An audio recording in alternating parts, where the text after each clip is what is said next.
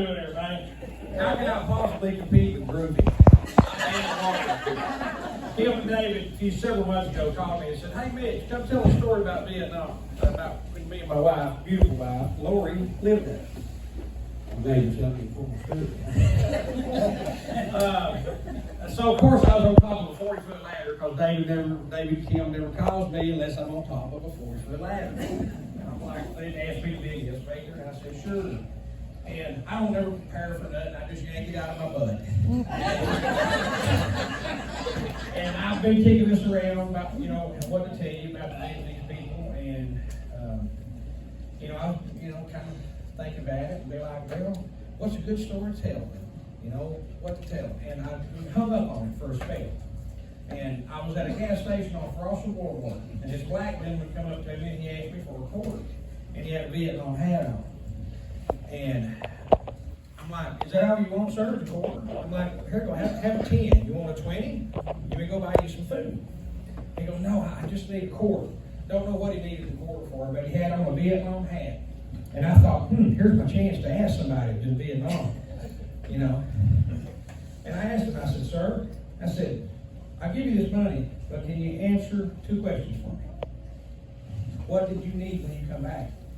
And he said he needed to be welcomed home and said, thank you, and thank you for your service. So, everybody that served in Vietnam, thank you, and welcome home.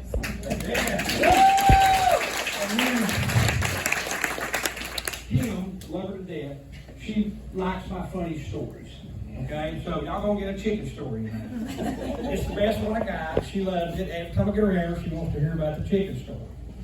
In Vietnam, you can't read I couldn't read none of the signs or nothing like that. So me and Lori had a method of which restaurant we was going to go eat at.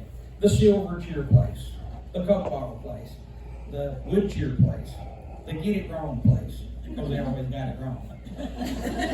So we're at the Coke Bottle place. Lori says, I'm real hungry. I'm like, well, what are you going to get? She said, I think I'm going to order half a chicken. I said, okay, go ahead and get you a half chicken. And when I said, or when she said to the waitress, half a chicken, it was, off to the kitchen. It was something big. I'm like, they're making all this fuss over a half a chicken. They brought this chicken out on a plate, set it down in front of Lori. And when I say a half of a chicken, I mean a half of a chicken. It was half of a skull, half of a beef, one eyeball, one leg, one wing. I could have took a chicken and sent it to NASA, and they couldn't have cut it no perfectly in half. And this little girl sets this food down in front of my wife, and the look of absolute terror and horror flew over her face. She went, and I just reached over and grabbed her plate and poured it over her to me, and I said, you don't need that, or that, or this, and then I handed it back to her. And I kept the foot. I was in my coat and scratching my back. But while I was over there, to get on how it is now and about the people, I was a guest speaker at a Vietnamese Naval Academy on American culture. I'm a hillbilly from Tennessee. Okay? I'm like, sure, I'll do that. About halfway through her stay, I was teaching this Vietnamese language. Lori was helping with his grammar. Well, being with them boys, all young men, they thought we was heroes. And I'm like, really? Heroes? Yeah, okay. And then talking to this gentleman here that's been in Canberra Bay in the train, I kind of see why now. But the people love us. They think we're heroes. All the young people, maybe they're a little bit up on politeness more than our own young people. When they go out, they're clean clothes, very friendly. You'll be walking down the sidewalk, one of them, they'll be like, hey, come sit down and have lunch with us. Knowing they barely had enough to eat it themselves. So I'd always leave a little bit of money on the mat when I got up. And the water buffalo and all the different stuff. But the people over there are just super good, super nice. If you get a chance, go back over there. Maybe you didn't leave that.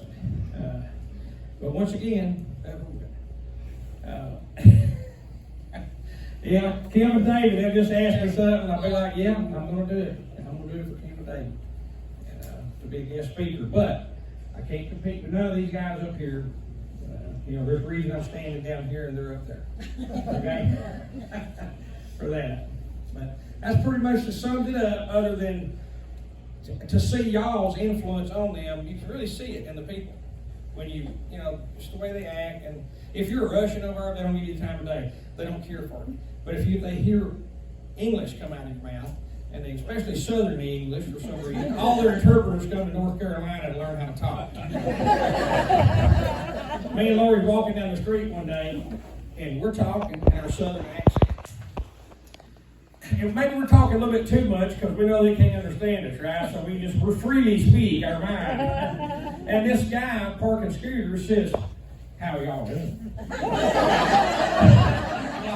Somebody from Texas. I look around, and it's this Vietnamese gentleman, old Vietnamese gentleman, was an interpreter during the war. And he comes to us and he has a perfect North Carolina accent. I mean, he sounds like he just come from North Carolina. And he'd been there for a minute. But we got talking to him, become friends with him, and we got a lot of good friends over there. We was expatriates, right? But we loved it over there. We come back for my granddaughter, wherever she's at. Ben. She was being born. But the Vietnamese people are super good. Hey, Mitch, tell them about the tree. I thought that was a good story. What? The tree. Oh, okay. We live in a Vietnamese community. And I'm like trying to fit in. Right? And of course, I'm like three of them, right? So it's hard to fit in. And the guy across the street from me is named Colt. And he used to be an interpreter as well. And they're wrestling with this tree. It's a palm tree. And I'm up on my balcony in my house, and I'm looking down. Because I got a house up there. And they're chopping up a stump. And they're chopping at it, and I'm thinking to myself, well, they're doing it wrong. They're not pulling from the right side. So I get my flip-flops on, put my shirt on, I walk down there, and I grab it from the right side. I play it up a little bit. I make this stuff up out of the ground, throw it on the ground. And they're all like, "Oh, Mr. Mitch. Mr. Mitch is strong." And the next Wednesday, I was invited to the elder dinner. Where we had tiger beer, jackfruit, warm tiger beer with the square ice. Don't eat the square ice. Okay. Warm tiger beer, bitter melon, and dried fish. And they feed you with their hands. It's like a cultural thing for them. Like when they're sitting there, they're like, "Here you go, take a bite of this." And you're like, "Ugh, where's that hand been I had?" So you do it anyway. And at the end of the dinner, they all had they sung a song. And of course, everybody just claps, and it's a traditional Vietnamese song. And then they get all the way around to me. And the only song I know is Hank Williams Jr., Country Boy Can't Survive. And I killed the shit out of it. Okay? I hammered it like I was standing up, and I was going, "We can stand a bug, we can run a trout line." I was screaming the whole neighborhood heard. And Lori's just looking up there, just shaking her head. By 10:30, I was pushing my nose to the bathroom. Because I was drunk like I had never been drunk before. And I was throwing up in the bathroom. She was just hosing me off. She said, "You shouldn't eat the square eyes." But yeah, it was all fun. And, we was over 8 months, almost 9 months. But in that time, they saw us as part of their neighborhood. A lot of people go over there for things they shouldn't go over there for, or for the wrong reasons. But we went over there just because it was so cheap. and we were getting away from problems, and you can't run away from your problems. I was 12 hours away. That's like halfway around the world. You get any further, you're coming back to your problems. But it was a lot of fun, and people asked me, "Tell me something." I can't tell everybody everything in a lifetime. It was just that different, and I'm nothing surprises me. Where I look at the Lord, that just happened, and it just happened for that. But I'm honored to be here. I'm honored to talk amongst you guys and these veterans, and especially this gentleman right here, because he was interesting to talk to, and him too.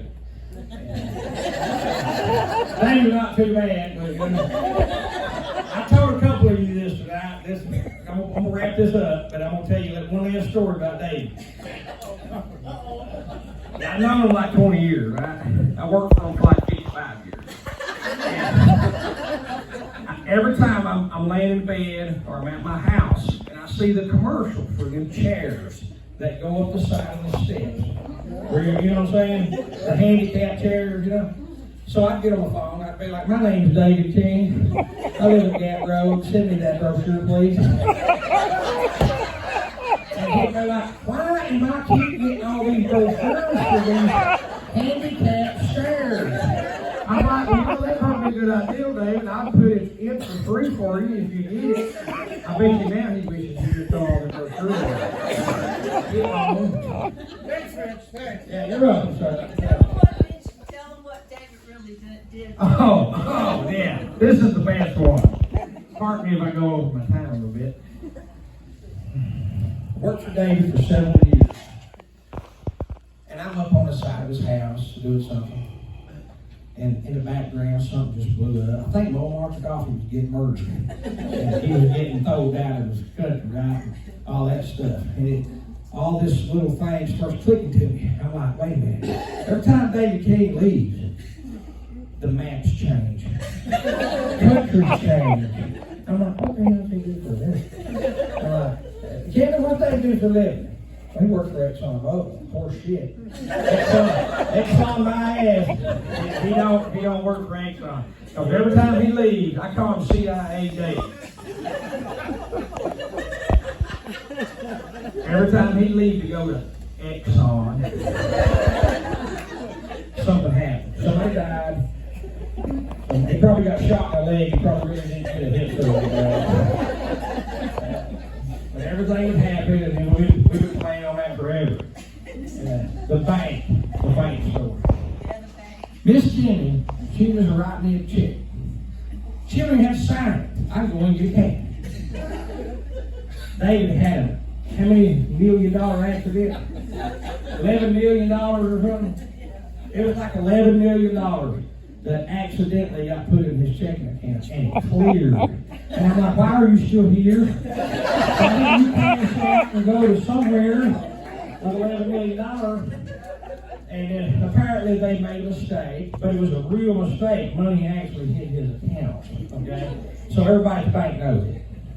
So I just walk in there and say, hey, Kimmy said, give me some money. I don't even have to have a piece of paper. What it was he had an account in Altamont. Then he had another account. And because he was probably had some jet lag, he transferred the wrong account to the wrong account. I'm like, Exxon, right?